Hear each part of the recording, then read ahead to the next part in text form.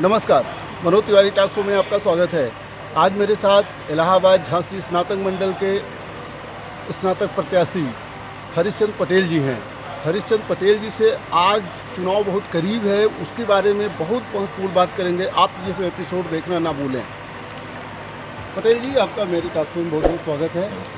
सबसे पहले तो मैं ये जानना चाह रहा था कि जैसे स्नातक चुनाव होने जा रहा है, स्नातक चुनाव में जो वोटर होते हैं, परंपरागत जो वोटिंग होती है, आम चुनाव में जो वोटिंग होती है, हम लोग आई कार्ड दिखाते हैं, उसके बाद जो है जाके वोट दे देते हैं। स्नातक चुनाव में वोट देने के लिए क्या किसी विशेष प्रशिक्षण की जरूरत पड़ती है? जिसे इसमें सबसे महत्वपूर्ण है हम कितना कैसे वोट दें। जी जी जी। जो हमारा चुनाव आयोग का निर्देश है कि वोट देने के लिए रोमन अक्षर का जैसे ए है, बिल्कुल सेम इस तरह से आपको करना है। अगर यहाँ पर इसको हिंदी में लिख दिया गलत होगा, या आगे पीछे कुछ लिख दिया वो गलत होगा। सेम ऐसे ही एक लाइन का ये खींचना है। तो ये जैसे कि वो होता है 2 लिखना है, 3 लिखना है, तो अंग्रेजी वाले जो अक्षर अंग्रेजी के जो अक्षर उसी में लिखना होगा। ये होता है। अच्छा, नहीं एक चीज़ और बताइए। चुनाव में अक्सर देखा जाता है, किसी भी चुनाव में हो, बाहुबल और धनबल ये बहुत जो है काम करता है, या कह लीजिए कि लोग इसका दिखावा करते हैं या प्रयोग करते हैं। क्या स्नातक चुनाव में ऐसा चल रहा है? ऐसा बहुत कम होता है। स्नातक चुनाव में ऐसा नहीं होता है, और इसलिए कि इसमें पढ़े लिखे लोग हैं, और ये धनबल और बाहुबल बहुत माने नहीं जाता। अच्छा नेताजी, एक चीज़ और बताइए। अक्सर देखा जाता है प्रतिनिधि बनने के बाद, विधायक बनने के बाद वो विधायी कार्य भूल जाते हैं कि हमारा काम क्या है, वो और कामों में लग जाते हैं। तो ये राजनीति में जो गिरावट आई है, ये कम पढ़े लिखे विधायक होने की वजह से, या ज़्यादा पढ़े लिखे विधायक होने की वजह से, या जो है कुछ और वजह है? देखिए, इसमें सबसे जो गिरावट आई है राजनीति में, इसमें है कि अच्छे लोग राजनीति से दूर भाग रहे हैं, और जो खराब लोग हैं जो वही विधायक हो जा रहे हैं। जैसे ये निश्चित तौर पर मान लीजिए कि कोई भी विधायक उत्तर प्रदेश में कहीं भी ऐसा नहीं है कि जो बिना 40% पैसा लिए कमीशन कोई काम करवाता हो। मैं सबको नहीं कर सकता हूँ, लेकिन 90% विधायक ऐसे हैं। नहीं, ये जो 40% कमीशन की बात आप कर रही हैं, ये तो कहीं लिखा पढ़ी में होती नहीं है जी। ये तो ऑडिट होता है। किसी काम के लिए जब विधायक अपने निधि का पैसा देता है तो एक ऑडिट होता है, इंजीनियर आता है, उसको चेक करता है कितना बना कितना नहीं बना, ये भी चेक करता है। तो how anybody can say that they are taking commission? Sir देखिए, ऑडिट कैसे होता है इसको आप भी जानते हैं, हम भी जानते हैं। मान लीजिए एक कोई बिल्डिंग खड़ी और उसका तो ऑडिट हुआ नहीं, हमने उस पर 10 लाख दे दिया, और उसी बिल्डिंग पर, जबकि बिल्डिंग बनी नहीं है, और हमने उस पर 10 लाख दे करके 4 लाख ले लिया। और ये तो सुनिश्चित है तिवारी जी, आप ये देख लीजिए, कौन नहीं जानता है उत्तर प्रदेश में कि 40% कमीशन चलता है। ये तो लिखा पढ़ी में नहीं होता। नहीं, लिखा पढ़ी में नहीं होता, ये बात मैं तो सत्य है। इसके लिखा पढ़ी में नहीं होती है, तब तक कैसे कहा जा सकता है? ये बिल्कुल बिल्कुल तो आप भी प्रतिनिधि बनेंगे। बिल्कुल आपका सही है, मेरा एक कहना है, जब आप प्रतिनिधि बनेंगे और आप किसी विद्यालय को डोनेशन देंगे, तो आप कैसे किसी को अनुमान लगाने से रोक सकते हैं कि हरिश्चंद्र पटेल ने 40% कमीशन? देखिए, इसका तो मेरा ये कहना है कि जो जनप्रतिनिधि काम कराता है, उन काम का सभी कार्यों का एसआईटी या किसी बड़ी उससे स्रोतों से जांच कराई जाती है। थर्ड पार्टी जांच तो नहीं, ये थर्ड पार्टी कौन जांच करना? जो विधायक के अंदर होगा वही तो जांच करेगा। यहाँ तो स्थिति ये है कि कोई आरएस का है, कोई कुछ है, विधायक से दौड़ता रहता है, रात दिन हमको पैसा दीजिए, वो जांच करेगा। इस पर तो बड़ी जांच होनी चाहिए। और उससे बढ़िया ये है कि मेरा अपना ये मानना है कि जो विधायक पैसा बांटता है, पैसा बांटना बंद है। विधायक काम बता दे ये काम होना है, और सरकार उस काम को करा दे, डीएम के मार्फत या सरकारी मशीनरी करे। यदि सरकारी मशीनरी करेगी और वो 40% खा जाएगा तो उसको लोग नाप लेंगे, ये विधायक ही नापेंगे।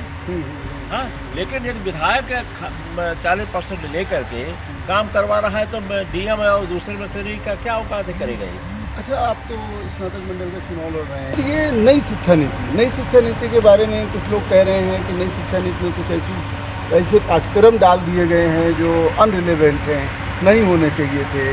और नई शिक्षा नीति क्यों नहीं ऐसी बनाई गई कि शिक्षा पाने के बाद अगले को रोजगार मिले? देखिए हमारी ये नीति ही गलत है, शुद्ध रूप से गलत है। जब तक हम इसको रोजगार परक नहीं बनाएंगे, और रोजगार परक चाहे वो सरकारी नौकरी को हो या स्वरोजगार को हो, इसको हमको देखना होगा। और हम मात्र किसी को BA या MA पढ़ा दें, इससे रोजगार मिल पाना असंभव है। आपने कई बार आपके सोशल मीडिया प्लेटफॉर्म पर देखा गया, फेसबुक पर, व्हाट्सएप पे और तमाम जगह देखा गया, आप पुरानी जो पेंशन बहाली के लिए तो जो अपील करते हैं, आपके वक्ता भी छपते हैं। आप ये बताइए सर, सबसे पहले तो सरकार कहती है कि उनके पास पैसा ही नहीं है, और इधर अपने यहाँ महामारी भी आ गई, और अपने यहाँ क्या पूरे विश्व में आ गई, ऐसी अर्थव्यवस्था आपकी 25% तक नीचे चली गई थी। तो ऐसे में पुरानी पेंशन कहाँ से मिल पाएगी? ये बिल्कुल सही है कि पुरानी पेंशन मिलने में कठिनाई है, लेकिन अगर हमको कठिनाई है तो विधायकों को कहाँ से पैसा मिल जाता है? जो पेंशन विधायक हैं नहीं, पूरे हिंदुस्तान में देखिए, दो सवाल है। पूरे हिंदुस्तान में विधायकों को कितना पैसा जाता है, उनके सुख सुविधा पे कितना जाता है, और इसके साथ ही साथ एक अभी आपका आया है कि 51,000 करोड़ रुपया बड़े पूंजीपतियों का माफ़ कर दिया गया। वो कहाँ गया? आखिर माफ़ क्यों किया गया? अगर वो सब पैसा माफ़ ना होता तो टैक्स देते हैं, नहीं, अगर वो NPA में चला गया, क्यों गया पैसा? हाँ, अब अगर हम किसी कंपनी से या बैंक से लोन ले लें, 100 करोड़ लोन ले लें, और कल हम दिवालिया घोषित हो जाए, उस कंपनी की दिवालिया घोषित कर दें, हमारे ऊपर कोई कार्रवाई ना हो, इसका कहाँ उचित है? और जो दूसरा है, जो देखिए सबसे महत्वपूर्ण है, इसका सवाल नहीं है, बुढ़ापे में व्यक्ति को पैसे को ज़्यादा आवश्यकता होती है। अगर पैसा ईमानदारी की तुम्हारी ये स्थिति है कि अगर बुढ़ापे में व्यक्ति को पैसा न मिले तो ना तो उसका जो है परिवार भी उसके साथ नहीं देगा, बेटा भी साथ नहीं देगा, बहू साथ नहीं देगी, उसका सम्मान पूरी जिंदगी के नष्ट हो जाएगा। बुढ़ापे में सुरक्षा के लिए उसको पैसे की बहुत आवश्यक है, जो पेंशन के रूप में सुरक्षा और सम्मान, उसमें दोनों मिलेगा उसको। अच्छा सर, आज आपको सोशलिस्ट नेता जाने जाते हैं, समाजवादी विचारधारा के आप नेता माने जाते हैं, आज की राजनीति में आप क्या डिफरेंस देखते हैं? बहुत फर्क आया है। अब जो है शुद्ध स्वार्थ परक राजनीति हो गई, और ऐसी राजनीति हुई है कि हमारा स्वार्थ कैसे सिद्ध हो।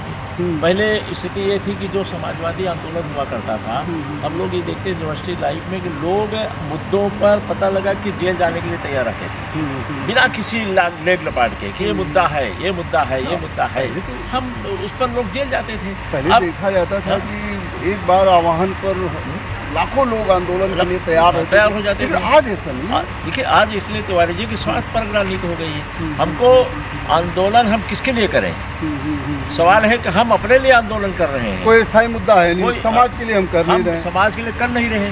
हम जब सोचते हैं तो सिर्फ अपने लिए सोचते हैं। इस परिपाटी को खत्म करना पड़ेगा। अच्छा नेताजी, और बताइए, आप स्नातक मंडल का चुनाव लड़ रहे हैं, 10 जिलों का चुनाव है, 1,57,000 टोटल वोटर हैं। अगर एक ज़िले में 30 लाख की जनसंख्या मान ली जाए तो उसमें 3 करोड़ होते हैं, और अगर 2 करोड़ वोटर माने जाएं तो 1.5 करोड़ तो वोटर बनने चाहिए। वो 1.5 करोड़ की जगह ये तो हम ये जागरूकता क्यों नहीं है? ये तो हम कहेंगे कि ये सरकार की कमजोरी है। तो सरकार की कमजोरी की युवाओं की कमजोरी जो बनते नहीं है वोटर। देखिए दो चीज़ें, सरकार ने इस पर बहुत प्रेरणा लोगों को नहीं दिया, जागरूकता नहीं पैदा किया वोट के प्रति। अच्छा, दूसरी युवाओं को भी इसमें बहुत अच्छी भागीदारी नहीं हो पाती, जागरूकता नहीं, दोनों वजह से है। ये ऐसे क्यों?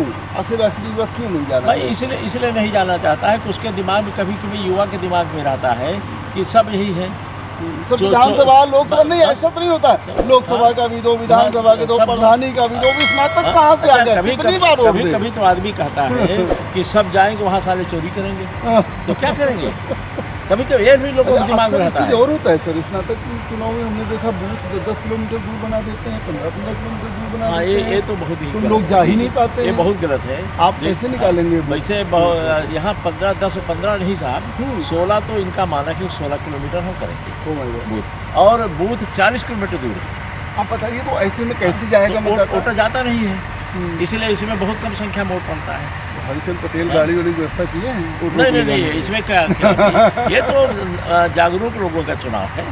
भाई जो इसके प्रति जागरूक होगा वोट देगा, गाड़ी कहाँ से? अरे बहुजन समाज पार्टी ने आपको समर्थन दिया है, ऐसा कहा जाता है। बहुजन समाज पार्टी के नेताओं का साथ मिल रहा है? पूरी तौर पर मिल रहा है।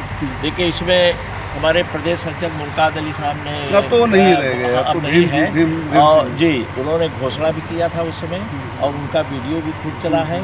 और उसके साथ ही साथ अभी कोऑर्डिनेटर मंडल के बैठे थे अशोक गौतम ने कार्यकर्ताओं से कहा कि जुट जाइए बड़े पैमाने पर। हाँ, ये जरूर है कि बहुजन समाज पार्टी चुनाव नहीं लड़ाती है और उन्होंने सिर्फ उत्तर प्रदेश में हमको चुनाव लड़ाया नहीं है बल्कि मुझको अकेले सपोर्ट किया गया, समर्थन दिया मतलब गया। आपको सपोर्ट किया हाँ, है। समर्थन दिया गया। अच्छा नेताजी, एक चीज़ बताइए, आजकल हर चुनाव जो है छात्र पर, किसान पर, बेरोजगारों के मुद्दों पर लड़े जाते हैं। ये तो मुद्दा सभी लोग सामने दिखाते हैं, जी। लेकिन एक मुद्दा होता है बैकडोर का, जो हिंदू मुस्लिम जातिवाद, क्या स्नातक मंडल का भी चुनाव इस तरीके से धर्मवाद, जातिवाद, क्षेत्रवाद पे चल रहा है? देखिए इस पर तो लोग बिल्कुल चलता है और चल भी रहा है और लोग यहाँ तो स्थिति ये होती है कि लोग भारत और पाकिस्तान, हिंदू मुस्लिम, मंदिर मस्जिद इस चुनाव में भी इस चुनाव में क्या मुद्दा लोग उठाते हैं कि भाई अगर मैं नहीं जीतूंगा तो कहीं